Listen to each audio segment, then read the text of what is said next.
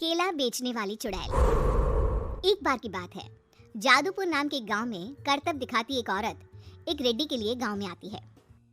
आइए आइए मेहरबान कदरदान, खाइए रोहड़ा के ताजे ताजे केले, कभी खाए नहीं होंगे ऐसे केले, पीले पीले केले खाइए। ये कहकर रोहड़ा हाथों में 4 केले लिए उन्हें सर्कल में जोर जोर से हवा में उछालती हुई करतब दिखाती है, जिसे देखकर आसपास के सारे बच्चे अपने अपने मम्मी पापा से उस औरत के पास जाने की जिद करने लग जाते हैं। पापा ऐसा तो सर्कस में बॉल से होता है ना, ये आंटी तो केले से कर रही है, चलिए ना पापा देखते हैं। रोहड़ा एक पतली सी तार पर चलती हुई केलों से करतब दिखाती है। आते जाते सभी लोग बाहर रुककर उसके करतब देखते हैं और वाह वाही करते नहीं थकते। जैसे ही एक आदमी पास आकर उसे पैसे देने लग जाता है, तब वो कहती है, अरे नहीं नहीं साहब, मैं करतब तो बच्चों के मन को बहलाने के लिए करती हूँ, धंधा तो मेरा केले का है। पीछे देखो मेरी रिड्डी, जो भी मेरे केले खाएगा मेरी तरह चुस्त दुरुस्त और तंदुरुस्त हो जाएगा।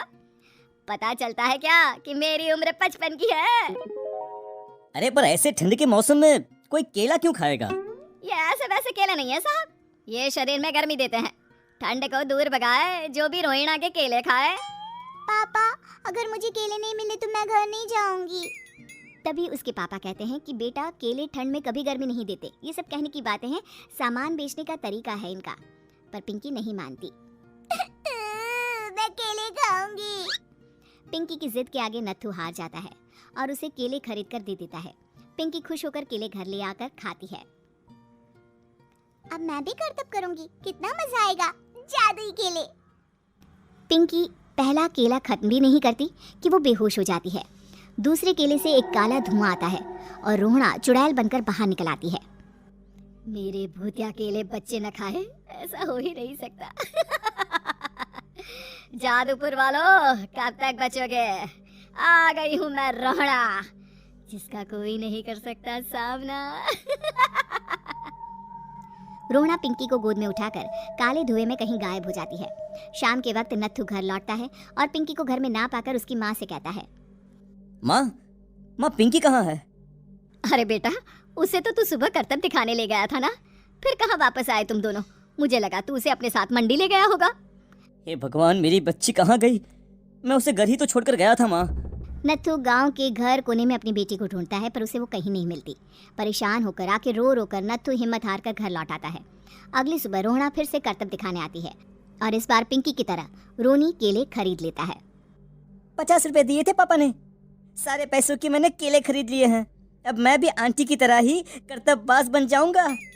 यही सोचते हुए रोनी केले खाता है और पहला अकेला केला आधा खत्म भी नहीं करता कि चुड़ैल उसके सामने आ जाती है। मेरे साथ चलने का समय आ गया है रोनी।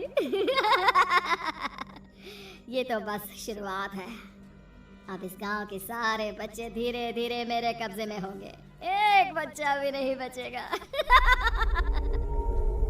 ये कहकर रोना रोनी को गोद में लेकर काले धुएं में अदृश्य हो जाती है। इसके बाद हर रोज गांव में से कोई ना कोई बच्चा गायब होता, पर ऐसा क्यों हो रहा है किसी को भी समझ में नहीं आ पा रहा था। रोज की तरह अपनी बेटी पिंकी की तलाश में नत्थू गांव के एक तालाब के पास बैठा रो रहा था। कहाँ गई मेरी पिंकी? शकुंतला के जाने के बाद एक वही तो मेरा सहारा थी। अरे उसकी आत्मा कोस रही होगी मुझे कि मैं अपनी बच्ची को संभाल भी नहीं पाया। नत्थू ये कहता हुआ रो ही रहा था कि तभी तालाब में से उसे शकुंतला की आवाज सुनाई देती है। कहाँ थी तुम शकुंतला? हमारी बच्ची और सारे गायब हुए बच्चे रोहड़ा के कब्जे में हैं। वो बच्चों को जो केले देती है उससे बच्चे बेहोश हो जाते हैं और उसके कब्जे में आ जाते हैं और वो उन्हें ले जाकर काली दुनिया में ले जाती है। पर वो ऐसा क्यों कर रही है? ये मैं नहीं जानती, पर उस दुनिया का रास्ता मैं आपको बता सकती हूँ। जहाँ ये नदी खत्म होती है वहाँ एक केले का पेड़ है, उसके नीचे एक दरवाजा है, वहीं से रास्ता जाता है उस दुनिया का। ये कहकर शकुंतला की आत्मा गायब हो जाती है।